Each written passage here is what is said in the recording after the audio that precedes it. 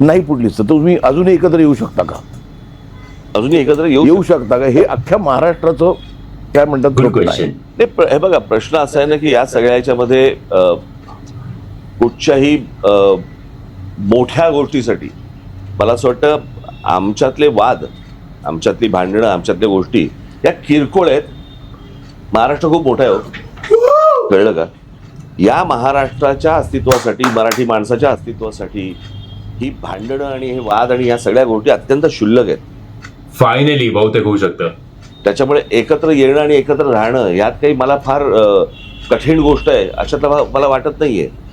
परंतु विषय फक्त इच्छेचा आहे. हा एकट्या माझ्या इच्छेचा नाहीये विषय आणि माझ्या काही स्वार्थाचा पण विषय नाहीये. मला असं वाटतं आपण लार्जर पिक्चर बघणं गरजेचं आहे महाराष्ट्र. आम्ही केव्हापासून बघतो, तुम्हीच दोघं नाही बघत आहात. तर मत असे की मराठीसाठी आणि महाराष्ट्राच्या हितासाठी अगदी किरकोळ भांडणं, तुम्ही बाहेर गेल्यानंतर बातमी वाचल्यानंतर कळेल मी किरकोळ भांडणाचा संदर्भ काय आहे. किरकोळ भांडणं बाजूला ठेवायला मी सुद्धा तयार आहे आणि मी सुद्धा सर्व मराठी माणसांना या हितासाठी, महाराष्ट्राच्या हितासाठी, मराठीसाठी एकत्र येण्याचं आवाहन करतो. पण माझी अट एक आहे की जेव्हा आम्ही लोकसभेच्या वेळेला सांगत होतो त्याने महाराष्ट्रातनं गुजरात अरे यार, आता सगळं झालं ते झालं, आता ते नका उकरत बसू. दोघं एकत्र यार महाराष्ट्राच्या इथपर्यंतशी आले, एवढंच सांगतोय तुम्हाला. तुमचं काय मत आहे कमेंटच्या माध्यमातून कळवा.